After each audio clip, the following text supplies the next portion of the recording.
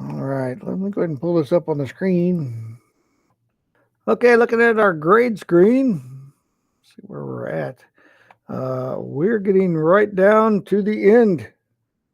We've got an assignment and our exam this week. We're moving right on. I've opened up the next module just to show this will get us all the way to the end of the semester. So we've got 6 lessons in the next one. We skipped the week of Thanksgiving. And we just got a few weeks there. So we don't have a whole lot of weeks left of the semester here. So we're getting right to it. But this week we do have the career connection assignment. And this one's a little different than last career connection. And then we have an exam that will be due this week as well. So we'll take a look at that. I need to make sure I put that in Google Classroom. But let's go over to here, take a look. All right, let's look at the lesson that goes with this week. And if you want to open it up, you see this is what we're doing all the rest of November, December. So I've opened those lessons up. I just don't have the semester final yet. It will be there in December. But let's take a look at 2.05. Back to the basics. What are the most basic things you need to be successful at work? Soft skills. Let's see what their definition of soft skills. That's personal attributes that enable someone to interact effectively and harmoniously with other people.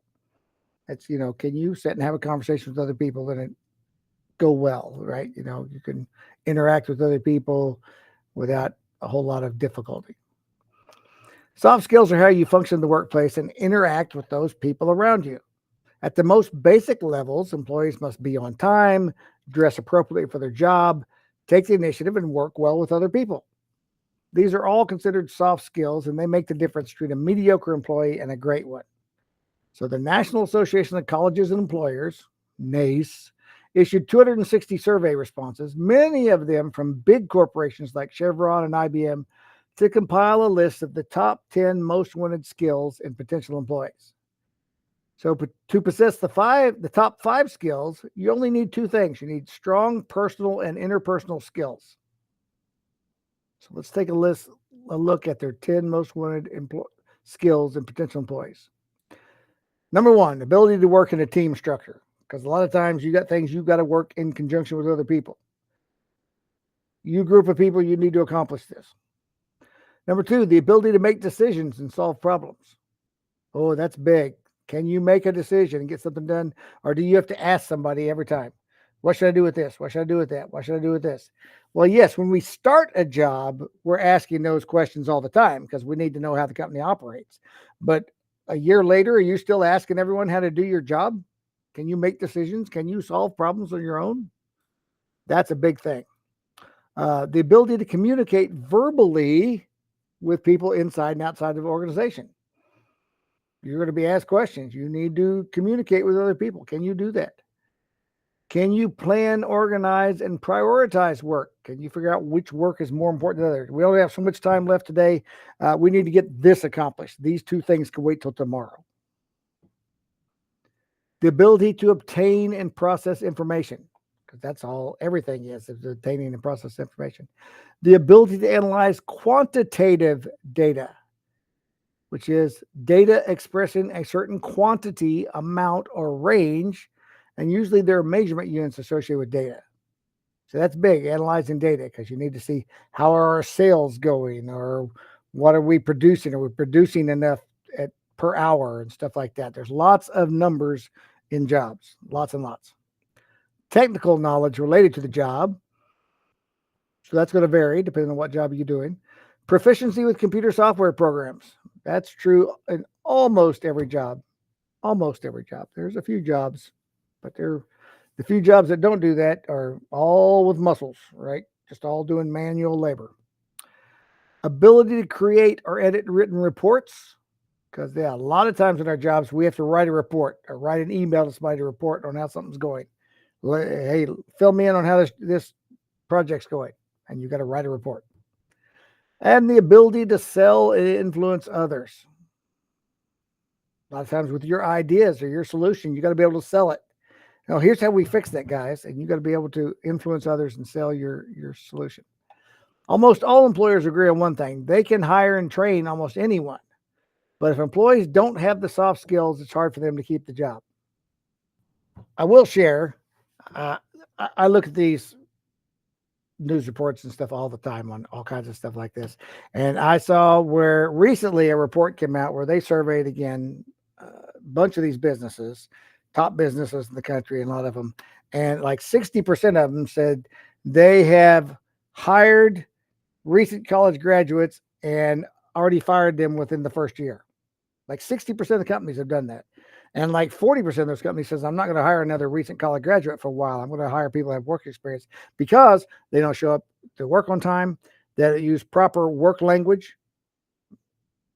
Maybe, I don't know if they're using foul language or they're using like, text language, BRB, or something. They'll use proper work language. They don't dress properly. They don't show up on time. They show up late to meetings or they show up late to work, and they say, we've already fired them in the first year. So it's like, that's a big problem. So if you have these skills and you make it on time, you dress properly for your job, you can go a long ways, because they are getting rid of a lot of people that don't have those skills. Apparently that's a skill that's very, very lacking today in young people. That's what the job market's telling us.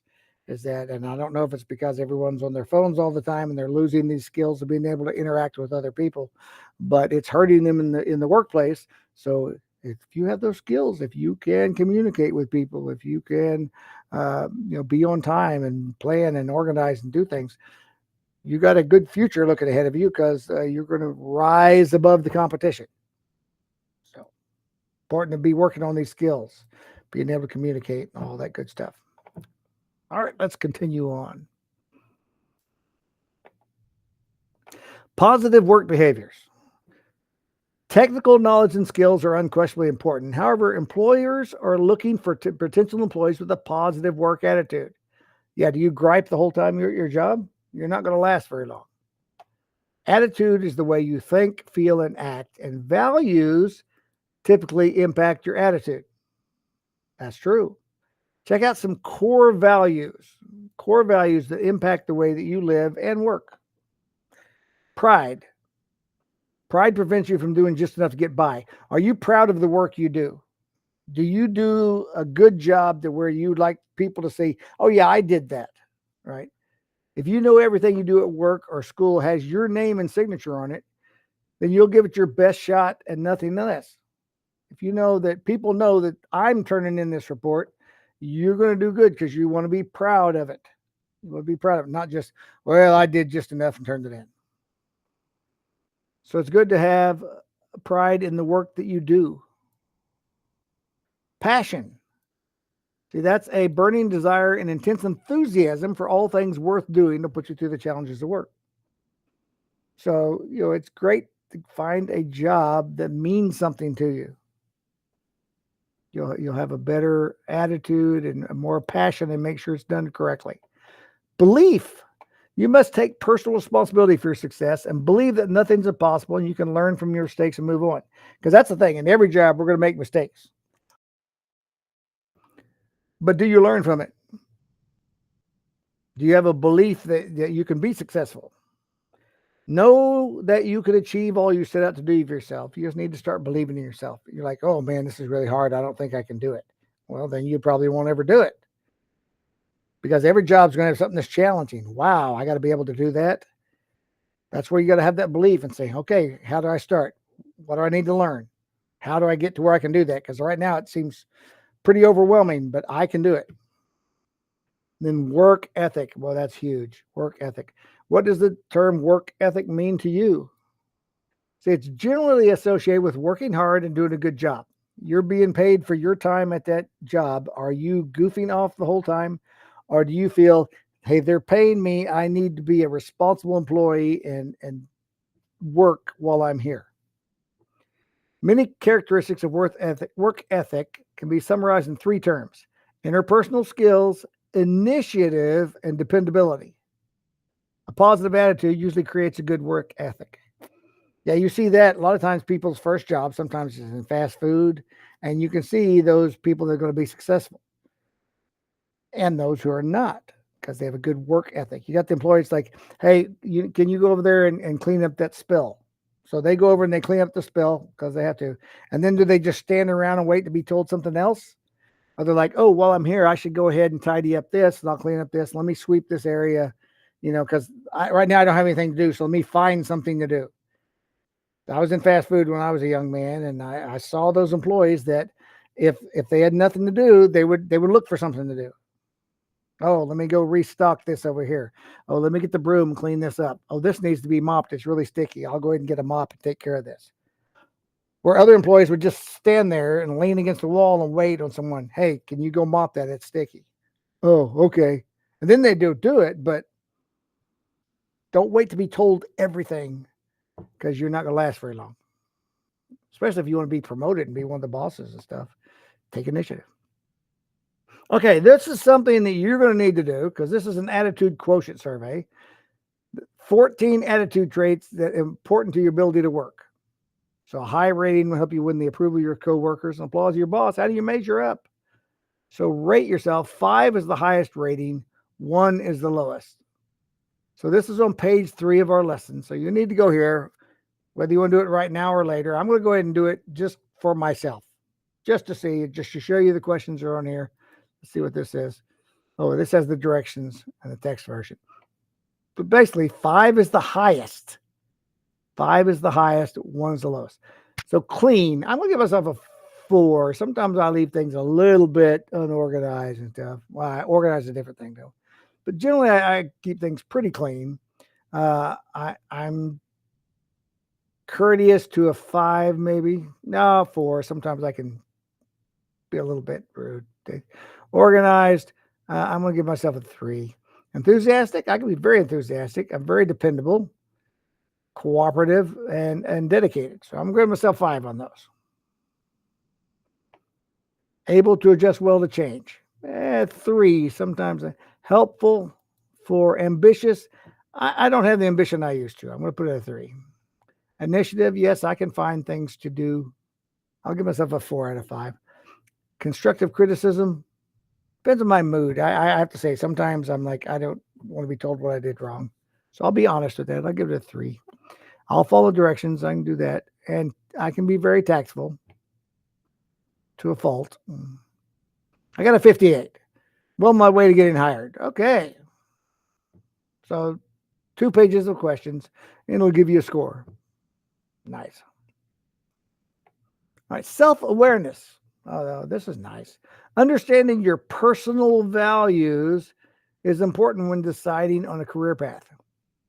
Can you envision where you're going to be in 10 years? Is there a career that really interests you?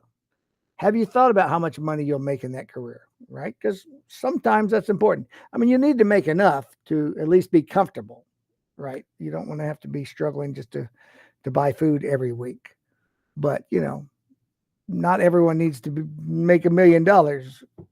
Is that important to you or not? Some people don't care if I'm filthy rich and have 3 swimming pools. It'd be nice, but not everyone, that's not that important. So money is not always the most important thing to everyone, but it's important to reflect on what you personally value, what kind of life you want to lead.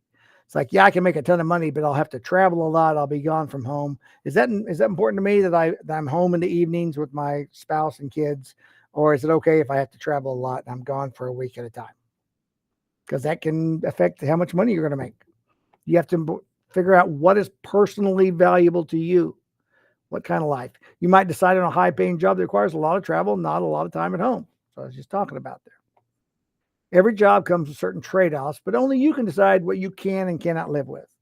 Personally, I did not want a job where I was going to be traveling a large portion of the month and not be with my family. I had opportunities to do that actually too, and did not take that job to do that. Could have made a lot more money. That's okay. It's important to find something you do really well and consider all the possible scenarios. Ask lots of questions. Don't be afraid to take on new challenges. Page 5. Take a few minutes to read these famous quotes and what they mean to you. This is great. And unfortunately, this doesn't have who said it. I'd love to know. Great things never came from comfort zones. Wow, what a great quote. I wish I know who said that first, because I would give them all kinds of credit for that. Great things never come from comfort zones. Good fortune is what happens when opportunity meets with planning. Thomas Edison. Right, because you can plan a lot of things, but you may not be able to do it. But if you have the plans, when that opportunity comes along, you're ready. And that's when you can make good things happen and benefit from it. Ben Franklin, this one's used a lot. By failing to prepare, you're preparing to fail. You're not ready. So when opportunity comes along, you bumble it because you weren't ready. You didn't plan anything. You didn't prepare. Oh, this is really good. Tim Notke. Hard work beats talent when talent doesn't work hard. Oh, amen. That is absolutely correct. Hard work beats talent when talent doesn't work hard. Absolutely. Because if you're a hard worker, you can do a lot better than those who just naturally have talent at it and are lazy. I have seen that right up front. I have my middle daughter. My middle daughter, I would say, is not as naturally gifted as my oldest daughter in school and stuff like that. My oldest daughter could get A's without studying, right? Some classes a little harder. She'd get a B. That's okay. She was fine with that. My middle daughter, she worked hard to make sure she had an A all the time. And she got that work habit. She still works hard as an adult. And she wouldn't be happy with a 91. She had to have like a 98 in the class because she wanted to know that she had it all perfectly right. And she ended up getting a full ride to college because of her hard work and dedication. She took the ACT like 4 or 5 times, and she was not going to take it again. She made a 31 on her ACT. She made a 28, a 28, a 29, and then a 31. And she said, "I'm done." And then finally she said, "I think I'll go ahead and take it one more time." And she took it one more time, got a 34, got a full ride through college, didn't pay a dime. Graduated, private college, wonderful. Because she worked hard.